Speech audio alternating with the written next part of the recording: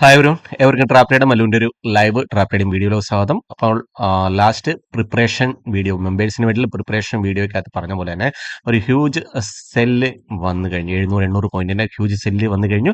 അതിനനുസരിച്ച് തന്നെ ഞാൻ ഇവിടുന്ന് ഈ ഏരിയയിൽ നിന്ന് ഒരു എൻട്രി എടുത്തു. Okay, nearly 22K okay catch ചെയ്യാൻ പറ്റി. ബട്ട് അൺഫോർച്ചുനേറ്റ്ലി എനിക്ക് പറ്റിയൊരു ചെറിയൊരു മിസ്റ്റേക്ക് കൊണ്ട് എനിക്ക് കോസ്റ്റ് എക്സിറ്റ് ചെയ്യേണ്ട 700 രൂപയ്ക്ക് എനിക്കിതിനെ ഈ എൻട്രി എക്സിറ്റ് ചെയ്യേണ്ടി വന്നു. അപ്പോൾ ഈ ഒരു എൻട്രിക്ക് പിന്നിലെ റീസണും ഈ വന്നൊരു മൂവിന്റെ പിന്നിലെ റീസണും എന്തുകൊണ്ട് ഞാൻ ഇവിടുന്ന് എക്സിറ്റ് ചെയ്തു. അതിനുശേഷം ഇവിടുന്ന് ഞാൻ ഈ ഒരു ഫ്രഷ് ഇപ്പോൾ ഒരു എൻട്രി എടുത്തിട്ടുണ്ട്. ഓക്കെ, പുട്ട് സൈഡിലോട്ട് എൻട്രി എടുത്തിട്ടുണ്ട്.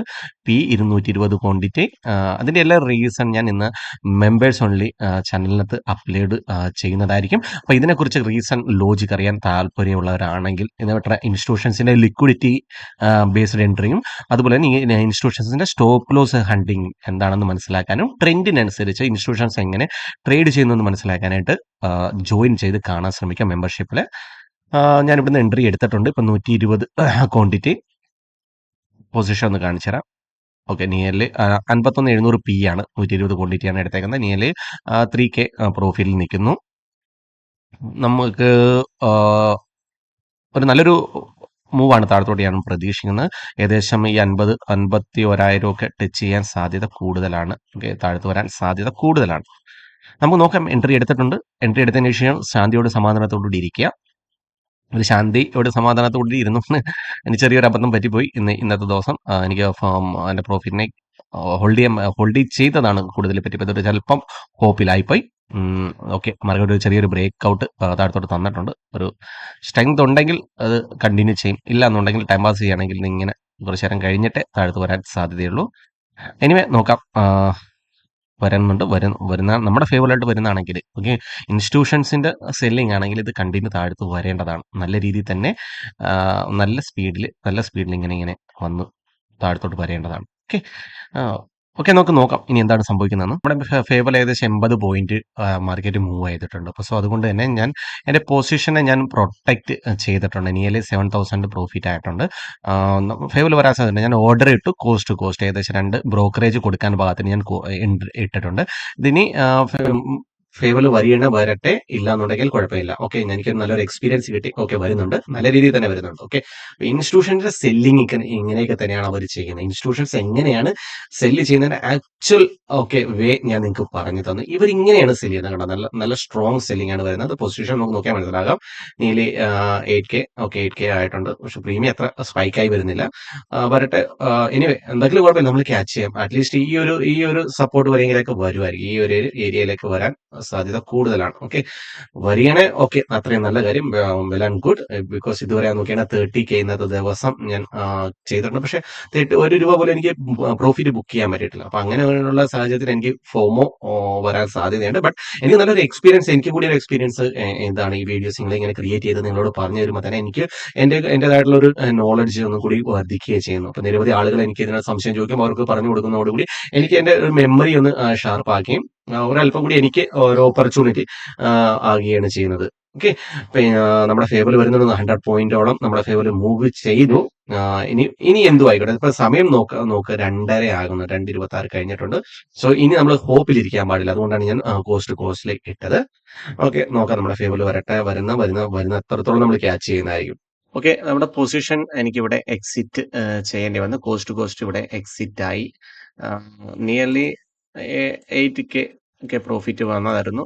80 പോയിന്റിനടുത്തോളം എനിക്ക് പ്രീമിയം വന്നായിരുന്നു. ബട്ട് അൺഫോർച്ചുനേറ്റ്ലി എനിക്ക് അത് ഹോൾഡ് ചെയ്യാൻ പറ്റിയില്ല. ഞാൻ എൻ്റെ ടാർഗറ്റ് വരെ എത്തിയില്ല. സോ ഈ സമയം ഉള്ളത് ഈ സമയമായതുകൊണ്ട് തന്നെ ഈ ഒരു സമയമായതുകൊണ്ട് തന്നെ ഞാൻ അധികം ഹോപ്പിലിരിക്കുന്നില്ല. ബിക്കോസ് 2-2:30 കഴിഞ്ഞതിന് ശേഷം ഹോപ്പിൽ നിന്നിട്ട് കാര്യമില്ല. മാർക്കറ്റിന് സൈഡ് വൈസ് പോകാനാണ് താല്പര്യം. അതുകൊണ്ട് ഞാൻ ഇവിടെ ഒഴിവാക്കിയത്. ഓക്കെ, അപ്പം നിങ്ങൾ ഇൻസ്റ്റിറ്റ്യൂഷൻസിന്റെ സെല്ലിംഗ് ഇതേപോലെ തന്നെ ഇതേപോലുള്ള ഏരിയകളിലാണ് അവർ സെല്ല് ചെയ്യുക.